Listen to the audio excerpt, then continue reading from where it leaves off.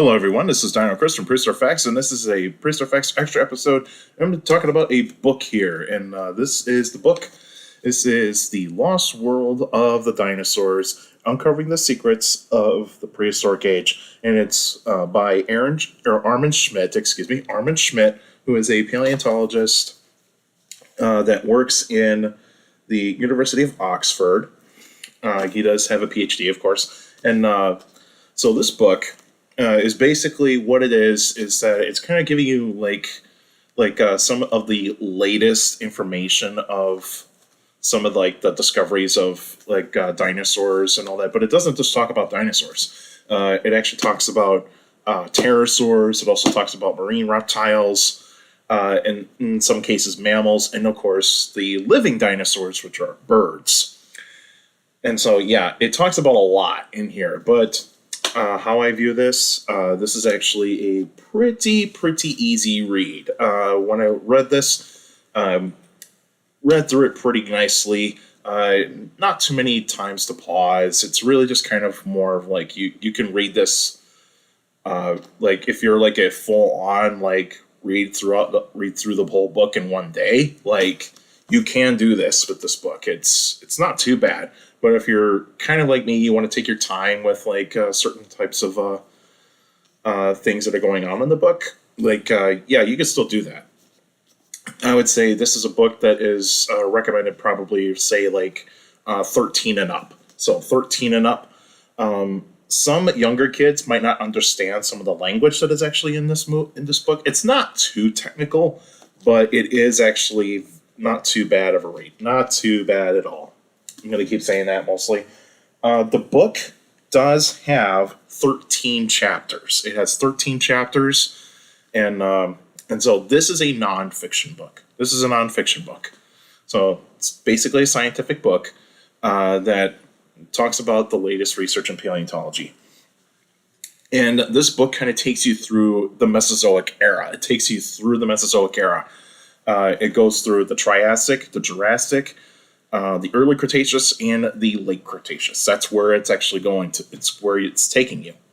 And so the Triassic. The Triassic is pages 25 to 86. So that's how long the Triassic is. Chapter 1 is called New Life in the Sea. So it's basically mostly talking about ichthyosaurs. So it's mainly the early ichthyosaurs. So it kind of talks about the excavations that are going on in the Augusta Mountains in Nevada, in the United States. And so it's basically that rock formation around that kind of area of the Triassic that dates back to the early parts of the Triassic. And of course, it talks about the other fossils that were in that rock formation. It talks about the ammonites and some of the other fishes that were actually found in there and all that sorts of stuff. But the main focus is this ichthyosaur called Omphalosaurus. Omphalosaurus, not Ophthalmosaurus. That's a that's more of a Jurassic ichthyosaur. This is a Triassic ichthyosaur, Omphalosaurus. And so it's not an N, it's an M, like M in, say, Mark. And so, Omphalosaurus. So that's what that chapter is mostly talking about. It's mostly going to be talking about that type of ichthyosaur. And this is a case where there is an Omphalosaurus that was actually found in China, because that's where it was originally found. But then they actually found an Omphalosaurus in Nevada, and so they're trying to figure out how on earth is one species from one part of the world to on the other side of the world. How does that happen? And so in the Triassic, it was still the Pangea, the supercontinent. So I would say the leading hypothesis is that you probably had some of the same species that were actually living around the coastlines. That's probably what they were actually living in. And so they also talks about the ichthyosaur diversity. So the types of ichthyosaurs that were living around the Triassic, and it does talk about Symbospondylus, in there too. There's another ichthyosaur that is actually featured in here. But this book does give you some really good fun facts. It does give you some good fun facts, both geology, paleontology, and biology. So it gives you like these small little tidbits of fun facts. And so what you're mostly are getting is like a book that is not only just an easy read, but it's also going to give you some really neat facts. And so there is art in this book. I don't know. I can't recall if this is actually done by like another like paleo artist or if he did this himself, Armin Schmidt. But yeah, you can see the different types of ichthyosaurs are here. So like you got simple spondylus. Here's Thalasaurus, and they also talk about this one, Thalatorarcon. And so it talks about the ammonites and the nautilus, you know, that sort of thing, in terms of the other fossils found in that rock formation. And I want to show you a little tidbit of a fun fact right here. So like right here, if you guys want to pause that, you can actually pause right here and you actually can read this fun fact. There's a ton of fun facts in there. I like that because it just kind of showcases, like, gives the audience time to actually understand what some of the terminology is. I like that. I think that was very, very smart by Armin Schmidt. Very, very smart. I appreciate that. That was actually really, really well done. Chapter 2, that one's called Life on Land. And this one is mostly talking about like the synapsids or the therapsids. And it does have like paleontology and biology fun facts. It talks about the ancestors of mammals. So it does talk about like Thranaxodon and a couple of other mammalian ancestors. But also it does talk about the archosaurs. So the animals that will give rise to the pseudo-crocodilomorphs and, of course, dinosaurs. And so that's what it's mostly going to be talking about. But the one thing I did like about this chapter is talking about the respiratory differences from birds and reptiles. That I liked. That was actually a really good part of chapter 2. I like that because it just kind of showcases the differences of respiratory systems of the birds and reptiles. Whereas, because see, birds have multiple air sacs and they don't have to waste a lot of energy to actually breathe in and out. Whereas reptiles, they have restrictions of their breathing. And so like common reptiles today, like say lizards and snakes, in very rare cases, and I think crocodilians can breathe on their own very nicely. It's just that with lizards mostly, because they actually have this respiratory system where like when they move side to side, it actually constricts one lung to another when they're moving side to side, and that does put a damper on their breathing. That's why you see when like lizards are actually like running away from a predator, they're actually taking breaks because they need at least like a minute, like at least 30 seconds to a minute to take a break in order for them to actually get the energy back to actually go a little bit further. You know, because that's why you see lizards needing a break. They stand very still to actually catch their breath, and then they can actually start moving again. And it talks about it talks about some of the dinosaur so the ancestors of dinosaurs, and it does talk about the sauropodomorphs. So Plateosaurus is featured in this. I do like that, and some of the early theropods that were mentioned here, and of course bipedalism. Talks about bipedalism, and that was like a stepping stone of like what could actually be the next form of locomotion, which is bipedalism. Because before that, there was not, before some of the dinosaur morphs or even Euparkeria, there was no bipedalism. It was just basically you were quadruped. You were mostly quadruped. So bipedalism was brand new in the Triassic. The Triassic was the beginning of bipedalism. That's where you actually saw that in the fossil record. Then we get to the Jurassic period. The Jurassic is pages 87 to 116. And so Not as long, but it is actually pretty cool chapters here. Chapter 3 is called The Dinosaurs of the Morrison Formation. That is mostly talking about the Bone Wars. It is mostly talking about the Bone Wars. It is one of the shortest chapters in this book. It's only 9 pages. 9 pages. It's very easy to read through that one. You're reading about Cope and Marsh, their rivalry, and also the dinosaurs that they have discovered in that time frame in the Bone Wars in the 1800s. Chapter 2 is called Germany's Dinosaurs, and it mostly is talking about dwarfism. So it's mainly talking about the dinosaur that will be featured in that is Europasaurus. And so dwarfism is where you actually have an animal that was actually had a common ancestor that was large, but it actually went into a smaller landscape or small, like an island, and there's not enough food for that animal to actually like eat. And so the only way for this animal to actually adapt is to be able to shrink. And so it takes many generations for that animal to actually become a different kind of species, to actually be smaller, so that way it can actually have enough food to eat. And that's why Europasaurus is featured on here. And so a lot of people would actually mention Aztec Island for dwarfism amongst dinosaurs.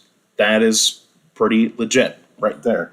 It does not mention Hattag Island that much in that chapter, because Hattag Island, most of the Hattag Island stuff is mostly Cretaceous, but there are other types of dwarfism and types of dinosaurs. It's mainly going to be closer towards Germany. But anyway, but it does talk about Archaeopteryx, which is the iconic fossil of Germany, the most iconic fossil of Germany. Birds' connection to dinosaurs, so it's talking about how certain types of dinosaurs, mainly theropod dinosaurs, would ultimately become birds. And so Archaeopteryx is the catalyst right there. And it talks about the paleontologist Werner Jahnisch. Werner Jahnisch, German paleontologist who actually was one of the bigger name paleontologists back then in the early 1900s, all the way towards the beginning of World War II. And yeah, that was actually showcasing some of the fossil discoveries that Werner actually found and all that sort of stuff. Then we get to the lower, or in this case, early Cretaceous, and that is pages 117 to 174. Chapter 5 is called Argentina, Where the Giants Live. And you probably can guess the reason why that was called that. Mainly the Titanosaurs. Argentinosaurus and Patagotitan. Those are the only dinosaurs that is actually mentioned a lot more in that chapter. They didn't mention that much of the Carcharodontosaurs. He didn't mention any of the Carcharodontosaurs in that chapter. I would probably say that might be a little bit of a minus for me, because I wanted to see any information about say Giganotosaurus, Mapusaurus, but I can understand why he probably only focused on those two Titanosaurs. And I understand that. But hey, to each his own. Chapter 6 is Myanmar trapped in liquid gold, I should say. Trapped in liquid gold. This is mostly the amber quarries that are in Myanmar. And Jurassic Park is mentioned a lot in this chapter, but it's mainly talking about how Jurassic Park does, mainly the novel, takes things that are part of the scientific, that were part of scientific studies, but of course put into fiction.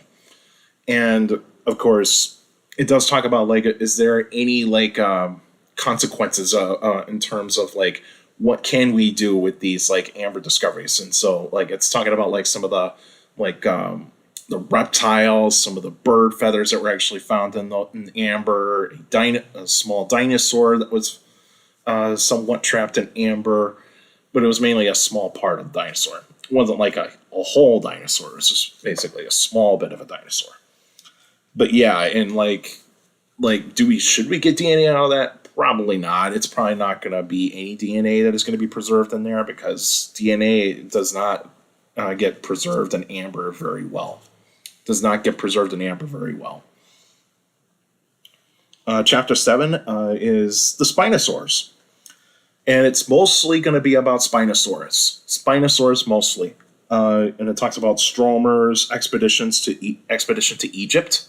And so all the dinosaurs that he found in Egypt, the discovery of Spinosaurus and the other types of dinosaurs, and those other types of dinosaurs is like, say, Carcharodontosaurus, whole 9 yards of some of the dinosaurs that actually were found in Egypt. And of course, it does talk about the destruction of the holotype specimens in World War II. And everybody can actually look that up. Everybody knows what the destruction of the holotype Spinosaurus, what happened to the holotype of the Spinosaurus, holotype specimen. But yeah, we all know that one. And it talks about the many changes of Spinosaurus. So like how it went from like this like animal that they thought was very similar to, like, say, like some of the other large meat-eating dinosaurs, so like Allosaurus, Tyrannosaurus Rex at that point in time, to like all the way over towards, like, say, the late 90s and the early 2000s, where they took some bits from, like, say, baryonyx and mixed in with some of the pictures that were in the holotype specimen of Spinosaurus to make it seem like that, like, oh, this is a very large theropod dinosaur. And considering that, they actually thought, like, oh, Spinosaurus was the largest meat-eating dinosaur of all time, according to the fossil record at the point in time. But then it wasn't until the early 2010s is when that changed altogether. It's where we find more fossil material of Spinosaurus, and showcasing that Spinosaurus did not have really long legs. They had shorter legs, and the sail was not like a half circle type of sail. It was actually kind of like a really different type of shape. It was not like, say, square or triangular. It was just kind of more almost like a trapezoid in a certain way. Almost certain like a trapezoid, where it goes up at an angle and kind of almost flat, but then it kind of goes down again that type of way at an angle. And so that's the typical Spinosaur tail, or Spinosaur sail, excuse me. And then it does get into the debate of Spinosaurus being a swimmer or not a swimmer. And so this is still an ongoing debate, and I think probably that we will probably find out if Spinosaurus could swim, considering that most other dinosaurs could swim. It's just that they didn't do it very often. It's just that I think with how paleontologists are actually doing this is that they're actually kind of thinking like, oh, this is too long and too like clunky of an animal to actually do any swimming. I'd say, don't count that out. Like if it stays in the shallows, it can probably swim, but in deeper water, maybe not.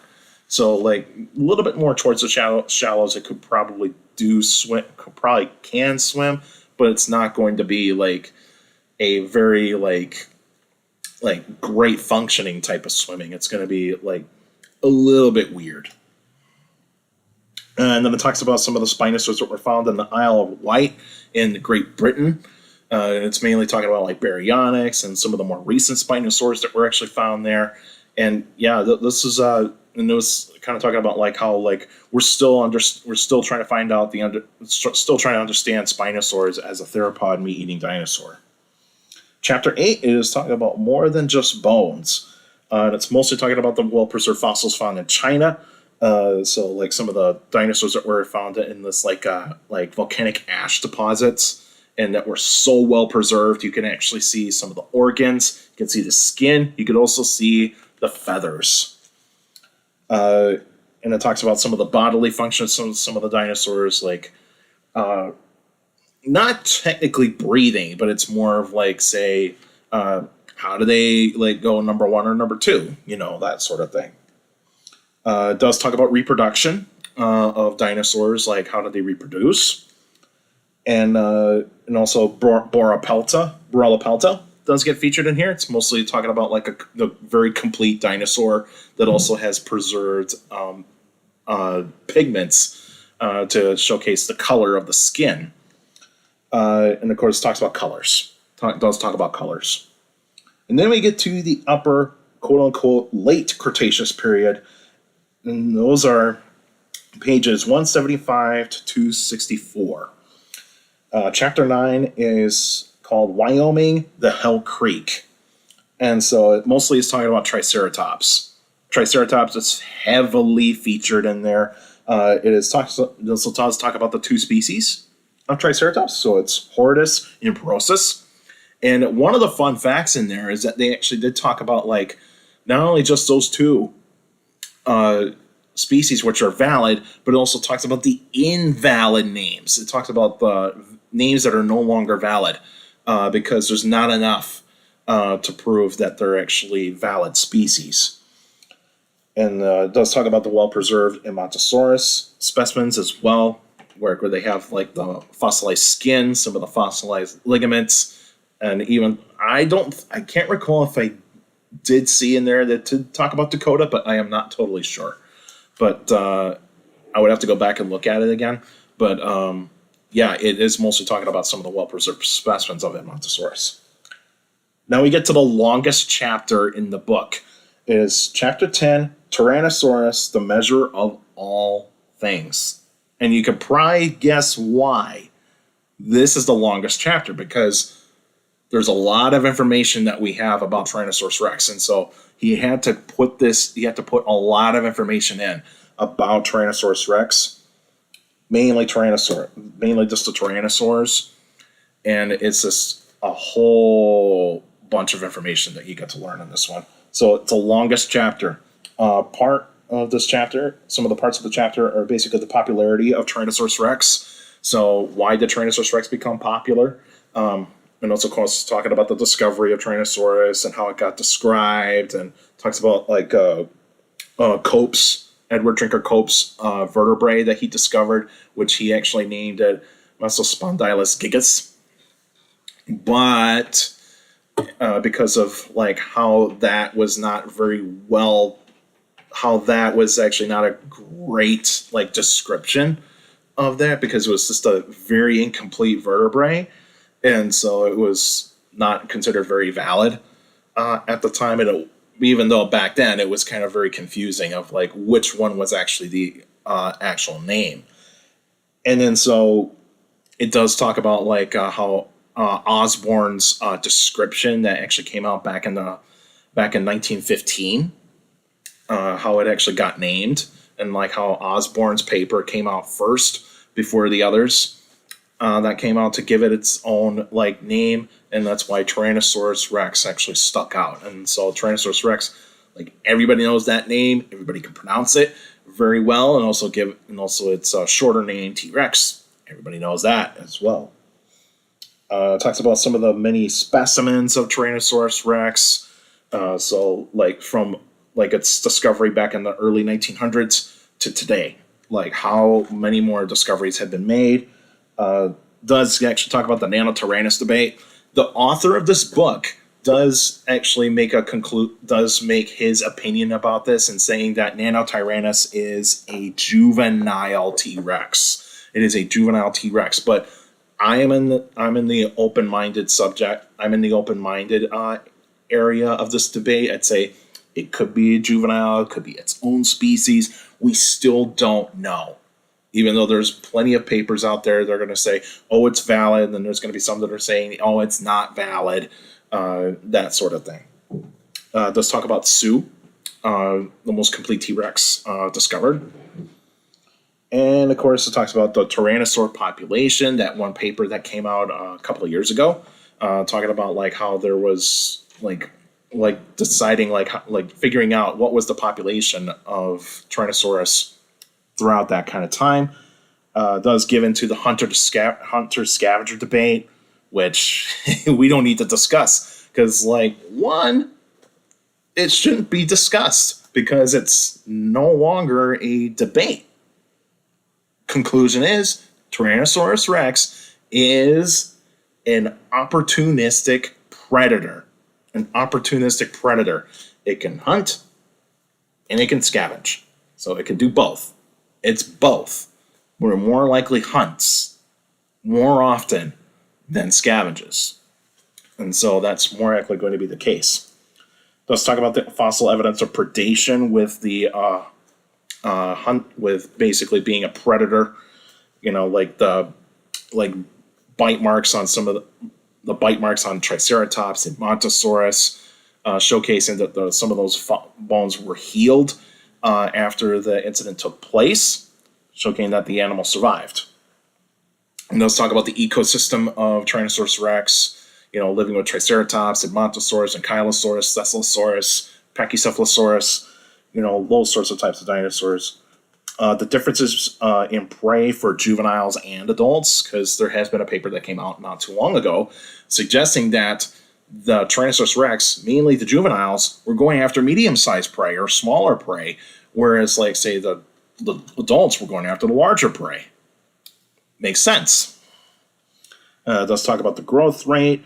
Of course, the feather debate. Did Tyrannosaurus rex and some of the other large tyrannosaurs have feathers? Even though that Eutyrannus is the largest theropod that we know of that has showcased evidence of feathers.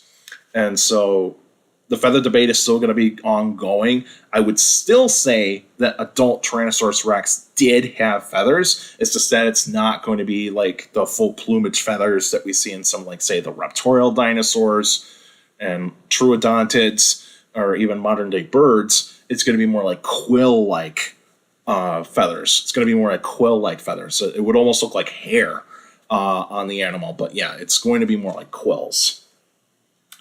It talks about Eutyrannus, like I mentioned. What were the arms used for? That's always the debate about the arms of Tyrannosaurus rex, even though we make fun of them, but even though Belosaurus arms are smaller than Tyrannosaur arms. It does talk about, like, what were the arms used for. So biomechanical studies were done on them. And of course, biomechanical studies in terms of the jaws. That's what's talked about here. It does talk about the medullary bone or tissue involving B-Rex, but it's mostly trying to figure out, was Sue a female or male? But we don't have that much of information about Sue about this.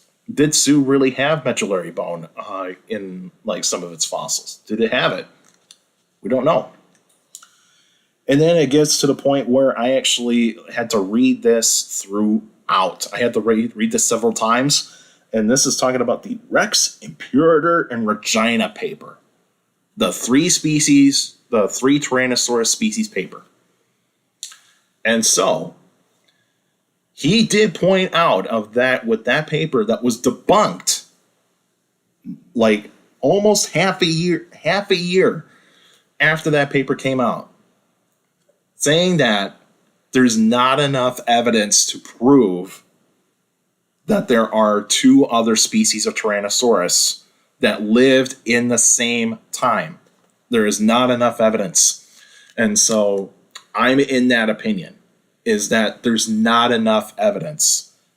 Two parts of a skeleton does not make it, like, suggesting that there are two other species. It does not. Circumference of the femur does not matter. Neither does tooth count. Because if you're thinking about this, dinosaurs are part of the reptile family. And why is it that they're using mammal identification to do this? Mammals. You don't use mammals for dinosaurs. You don't. You only use reptiles and birds. You only use reptiles and birds. And that's why that paper is debunked, because there's not enough evidence to prove it. And I said it in that, and I said it in this. I've said it in the paper that I did talk. The paper that I did talk about this. The paper that did come out with this, and also the rebuttal. I did talk about that, and you can go into my extra episodes. You can find those episodes. I go a little bit for more detail about those. But yeah, like I said before, I'm in the opinion it's still just Tyrannosaurus rex. It's still just Tyrannosaurus rex. I know some of you are going to say, well, it's possible. I do say it is possible that there could be other species of Tyrannosaurus that lived from 69 to 66 million years ago. It's still a possibility. But right now, not enough evidence. All right. Chapter 11 is called Movement Captured in the Stone. What footprints tell us? So it's mainly talking about like how like dinosaur locomotion, certain trackways around the world, and then that's mostly what it's mainly talking about. It's basically the locomotion of dinosaurs and some of the trackways around the world. Then we get to chapter 12, birds, the last dinosaur. So it's mainly talking about like a lot of things about birds. So the avian dinosaurs, and it does give a lot. It does talk about a lot of the ground birds or the paleognaths. So these are the ground birds. So like ostriches, cassowaries, emus, and these like South American nandas. Those are ground birds because they're closer towards dinosaurs. Whereas like the flight birds, they have capabilities of flight, but they still have some bits that we can learn from them for dinosaurs. But it's mainly going to be the ground birds. And it does talk about egg size and the color of eggs, like what type of eggs that actually do show pigments of showcasing color in the fossil record. That's actually been shown. And it also talks about birds at the end of the Cretaceous period, so like what kind of birds were actually around, and also about birds taking flight, and the feather colors as well. And then chapter 13, which is the last chapter, is talking about the end of the dinosaurs. So it's mainly talking about the KPG extinction event. That's what it's mostly going to be. The KPG extinction event talks about also the events that involve the impact of the asteroid. So it talks about like the shock waves, the tsunamis, the earthquakes, the raining of debris falling from the sky, the cloud of dust that covered the earth, that sort of thing. It's talking about all that type of stuff. And it talks about the Tanis sediments that were actually found in North Dakota. Even though there's some debate of whether or not some of those sediments and fossils are actually very valid, but right now I'd say it's going towards that. This is still legit stuff, but even though some paleontologists do have some opinions about it, but yeah. And then it talks about the survivors of the extinction. So it's mostly talking about the avian dinosaurs, so the modern day bird, so like birds, basically birds. But yeah, it's mostly talking about the birds, and it's talking about like some of the reptiles that survived, the mammals, amphibians, insects, fishes, invertebrates, all that sorts of stuff. So it's talking about that, but it's mostly into the avian dinosaurs, the birds. So how I give this book? I give this book as like say a 8.9 out of 10. 8.9 out of 10. It's a very good read, easy to read. Recommend it for anybody that wants to learn about the latest information about dinosaurs, especially some of the latest discoveries. So if you want to learn about dinosaurs in a more complete sense of like what their environments were like, the evolution of them, this book is actually not too bad to do that. Very good read. Highly recommend it. You can find it at like your local like bookshop. You can find it on a website like Amazon. Go and get this. If some of you do have this, let me know what you think of this book. Do you like it? Is there some questions that you have that you kind of go like, I'm not sure about the information that was given? But like, yeah, I like it. I'd say I like it. I don't love it. I like it. I'd say because like in order for me to be considered a love, it's got to be a 9 or above. 9 or above. And so it's pretty close, but it's an 8.9 out of 10. So go get this book. Read it. You can also listen to it in audio. So please feel free to go and get this book if you really want to read this. All right, that's it for now. Next week will be a Q&A episode. So I'll let you get make sure if you got any questions about dinosaurs and other prehistoric life, feel free to email me at dinochrist71@gmail.com, or just go to my Facebook page, Prehistoric Facts with Dino Chris. Like the page, yes, you post your questions in the comment section. Please put them in the comment section. Don't put them in Messenger. Messenger is a private conversation, so please put your questions in the comment section on any Facebook post. And also for you YouTubers out there, Like the video, subscribe to the channel. According to my analytics, a lot of you guys are checking out my channel, not subscribed yet, so please feel free to hit that subscribe button and also hit the like button, because that's how the YouTube algorithm works. The more likes the video gets, the more likely the video gets spread out to people that are interested in dinosaurs, prehistoric life, paleontology, and geology in general. And also share the video, share the channel to anybody that is interested in dinosaurs, prehistoric life, paleontology, and geology in general, so please feel free to do so. And also hit that notification bell so that we can get weekly notifications of every video that comes out. And also check out the posts. Go to the channel, click on posts. You can actually see the polls that are on the channel, so participate in those polls, and also give me your opinions on some of the polls too. Basically on the topics of the polls. And I will be doing trivia pretty soon, more likely starting at the end of the month. I will probably start doing trivia questions at the end of the month, so that way it's a little bit more fun for you guys to actually check out. And also, for YouTubers out there, leave your questions in the comment section, because I do read them all. Your questions mean a lot on the Q&A episodes, so all of you that send me questions via email, Facebook, and YouTube, you guys are awesome. You give me these great questions for those Q&A episodes, so keep up the great work. And also make sure you keep your questions short to the point. You can also follow me on Instagram at dino.chris.pf. I post pretty cool stuff on there. You can also follow me on Threads, same thing, at dino.chris.pf. I post pretty cool stuff on there as well. Also, take care of people around you. Notice if you're younger people out there, so listen to your parents, your teachers, and the guardians. So best motivation you could have a good education. It's very important to have good education. With a good education, you get a good job in the future. That's it for now, and I'll see you guys next time.